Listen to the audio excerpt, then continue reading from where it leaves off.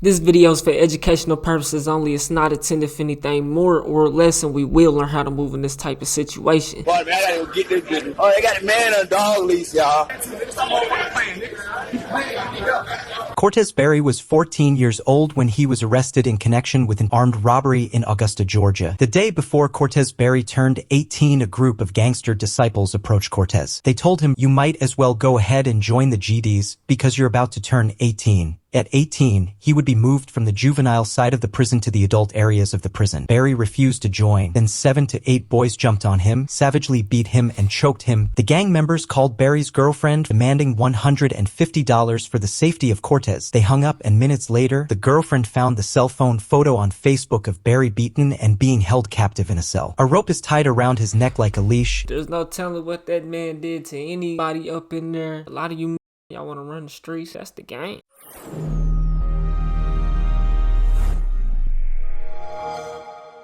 When being tortured turned him into a killer. Shouts out to Firm Hand. Let's see what it's hitting for. Man on a dog leash, man. Pardon me, man. Pardon me. Man, I gotta go get this business. Oh, they got a man on a dog leash, y'all. The man on a dog leash. Look at this. It was going on in G2. In this short clip, you will see 17-year-old Cortez Barry the day before his birthday being tortured and humiliated by the gangster disciples. Get it, boy. Man on a dog leash.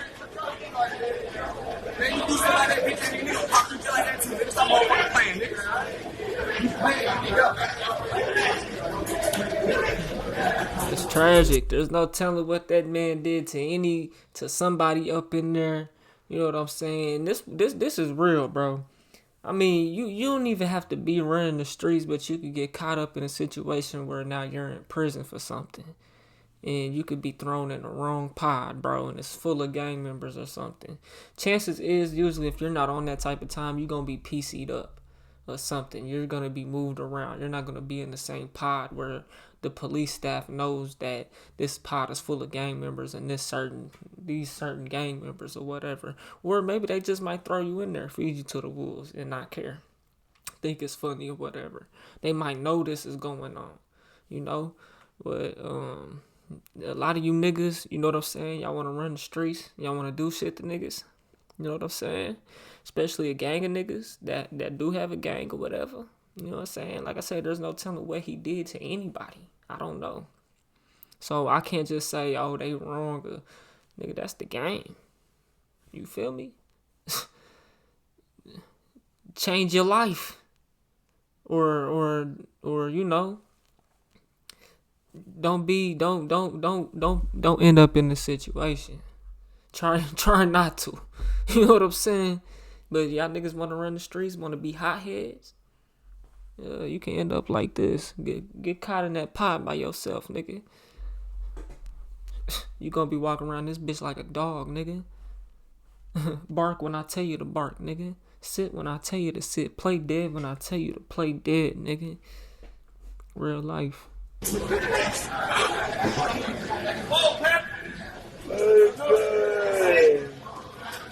man on a dog leash, y'all. The man on a dog leash. And see, the thing about prison, bro, and jail, what it does to the mind of a person, bro, it puts your mind in a box, you know?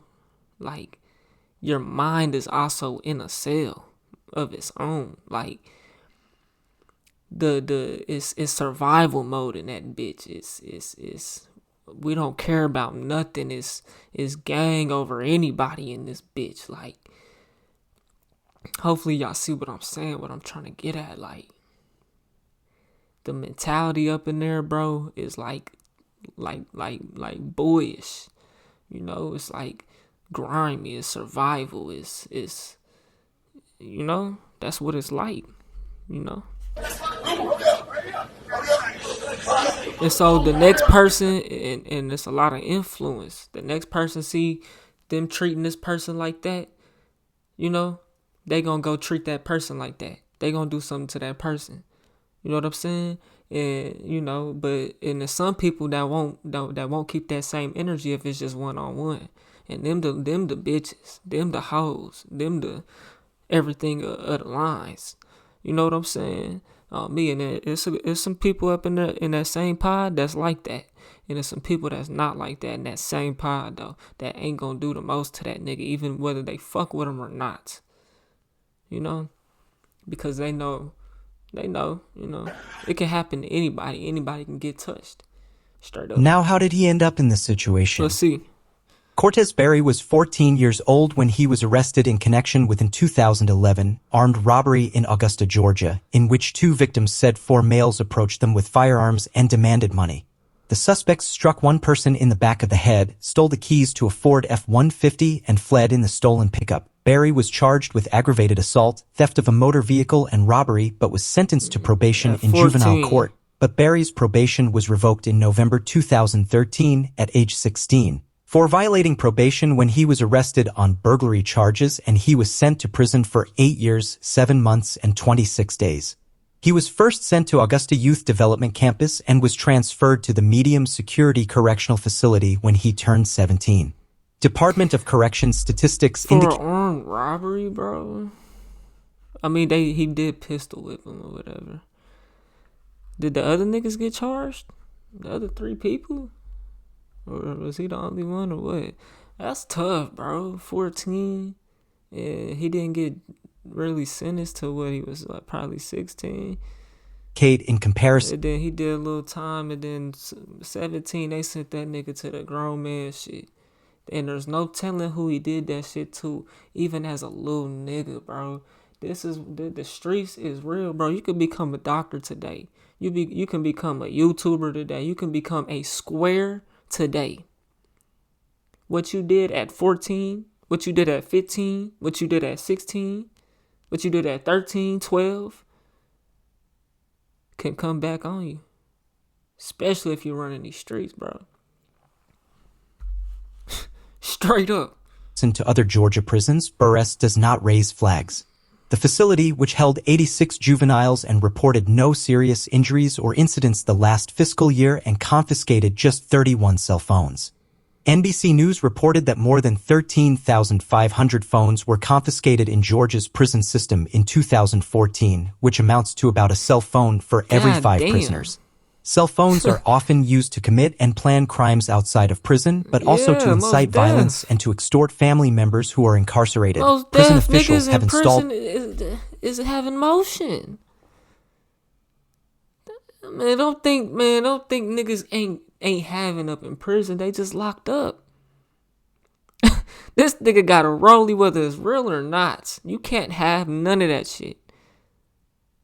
You not, but sometimes they do be letting them have certain shit or whatnot, you know. And but come on, how's it getting in there? The fucking prison staff, bro. It's money. It's money. The prison guards, bro. The police, they're crooked. They're finessing the system. You know, it's all a fucking system, bro. You know. Called equipment to scan visitors for cell phones and other electronics. But most of the time the guards are the ones smuggling the contraband into the prisons in exchange for cash or sex. The day before Cortez Barry turned 18, a group of gangster disciples approached Cortez. They told him, bro, you might as well go ahead and join the GDs because you're about to turn 18. At 18, he would be moved from the juvenile side of the prison to the adult areas of the prison. Barry refused to join. Then 7 to 8 boys jumped on him, savagely beat him, and choked him until he was... And see, this is the thing, bro. See, now that they're telling the story, it makes a lot more sense. But so did he actually do something to them? You know, the reason why he locked up is because he did something to a GD. But that can't be the case because they want him to join the gang. So they just, and this is what I'm saying, this goes back to that little boy mentality, survival type of mentality. Gang, y'all see what I'm saying, bro? He didn't want to join the gang, so they jumped him. What? There's more that goes into that than just that plain. In fact, then 7 to 8 boys jumped on him, savagely beat him, and choked him until he was unconscious.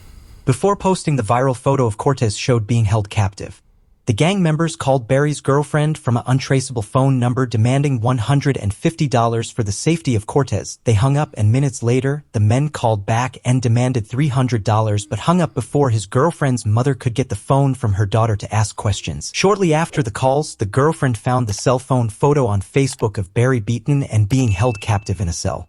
In the photo, Cortez Barry is shirtless and kneeling on the ground with his left eye swollen shut and two men standing behind him. A rope is tied around his neck like a leash, and one of the men... So this is because he didn't want to be a GD. When you disrespect the nation, it brings nothing but pain and suffering. So because he didn't want to be a GD, or is it more to it that we don't know about? You know, because if it's because he didn't want to be a GD, then y'all niggas is really lame, and they posting this shit on the internet so that they can seem more gangster. But the reality is, and I got my little nigga locked up. I got partners locked up, bro. You feel me? Been locked up for years now. Bro finna come home in about a year. You know? And, you know, he can either listen to my advice and you can hustle, you know what I'm saying? You can create you some content or do better for yourself. Or you can continue to try to be the biggest gangster after you done sat down and did time. Like, what do you have to prove? I understand we got our issues out here. You know what I'm saying? What happens. That's some things is unavoidable. That's understandable. But it comes to a point to, are you going out your way to invite extra shit into your life? Or to go out your way to do shit that you don't have to do? Are you applying yourself to other things? My nigga don't know how to work. He ain't never work no job. You feel me? I'm just working my first job. You know what I'm saying? So it's a whole mentality shift, bro. Do you want to be the biggest gangster? You done already did time. What do you have to prove? These niggas is gonna come home. Maybe, if they is or not. Or they'll just be the biggest gangsters behind the wall. You know, it's different if that nigga did something to you. I understand that. But y'all already know he in there by himself, you know. Man has the end of the rope looped tightly Bullying. around his hand. Posted the pictures on Facebook with the caption, "When you disrespect the nation, it brings nothing but pain and suffering." As soon as Cortez's mother seen the photo online, she quickly called down to the facility, but no one answered. His aunt lived closer to the prison, so she drove to the prison. She notified the prison staff, and they were clueless to what was going on. At the time, they were not aware of the violent attack. He was attacked and beaten at 3 p.m., and the prison guards did not check up on him until 9 p.m.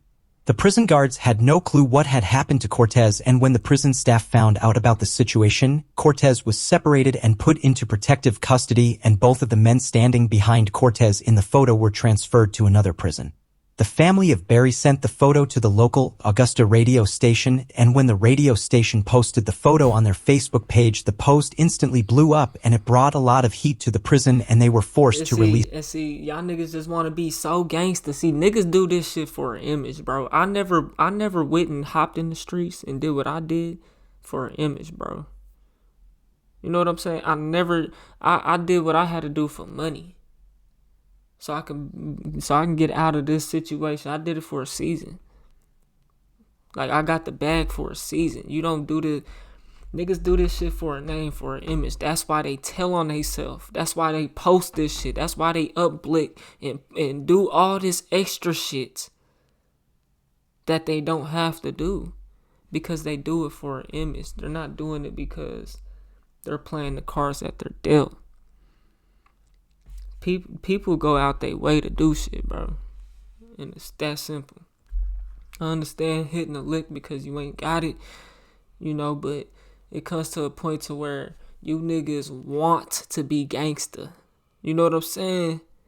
You don't let the people say you're gangster, if anything. Like, you don't go out your way for the name of being gangster. Like, That's what niggas do this shit for. Is for an image and for a name, bro. And y'all got the game fucked up. Y'all doing it for the wrong reasons, bro. You know what I'm saying? For the wrong reasons. It's a statement regarding the incident. After the incident, the 2 prison guards that were on duty during the attack resigned and Barry was transferred to Smith State Prison located in Glenville, Georgia. Smith State is a level 5 high-max prison which is one of the worst and deadliest facilities that house the most vicious and savage criminals. Smith State has seen more homicides in the past 5 years than any other in the system. Cortez's mother believes the prison staff sent her son to a more dangerous prison in retaliation to her talking to the media and bringing heat to the prison. The firing and arrest of the prison's warden is just the latest development. Well, they probably sent him to a level 5 because they're going to say it's max security or whatever, you know. Investigation that has covered prison contraband, corruption, and even murder. The Georgia Bureau of Investigation announced they'd arrested Brian Adams on charges of racketeering, bribery, false statements, and violation of oath of office. The arrest comes during an investigation of contraband coming into the prison. The prison is also at the center of a 2021 murder investigation. Investigators say suspects, including a Smith State inmate, plan to murder a prison corrections officer to hide the contraband. Instead, they killed one of the officer's neighbors, Bobby Kicklighter. A Georgia correction officer is dead after an inmate attacked him with a homemade shank. Now, the Georgia Department of Corrections announced today that a correction officer, Robert Clark, was killed at Smith State Prison. Smith State Prison is just, unfortunately, one of the worst ones that we're seeing right now. Since the start of the year, the Georgia Department of Corrections says there have been at least 5 homicides at this prison alone. Cortez was finally released from prison May 15, 2020, at the age of 23. But unfortunately, 6 months after his release, Cortez and 2 other men, 18-year-old Kazari Middleton and 18-year-old Marquise Harris, were creeping one afternoon when they rode past Johnson's Beauty and Barber Salon on Eve Street. Marquise Harris was the driver. He stayed in the car, while Cortez and Kazari walked into the barbershop, both armed with a .45 and a .38 caliber handgun. At the time, barber Megwell Freeman and his client Wyman Scott were in the shop when Cortez and Kazari attempted to rob both men and ended up shooting both men one time, and the victims instantly died from being shot. The suspects fled. A local witness that called... That tells me that he was up in there probably doing something or talking something. The way this video make it seem like he didn't want to be a GD, so they jumped him and did this to him. That's not the fucking case. I know that, bro. That's not reality. You know. Like, but he got caught up in there by himself, bro. He came out, had that shit around his neck, you know what I'm saying, and instantly went to thugging. You know, he either, but he went for a robbery, he went for a lick. Not saying he didn't go for his get back. I don't know what the nigga did, but he got caught up and now he back in there. So now so that's how he turned killer. He killed a nigga in the barbershop. Why are you going in a barbershop trying to rob somebody? Chances there's a camera in there. That's a public setting. Barbershops might be in a shopping mall where it's other businesses. Like, come on, man.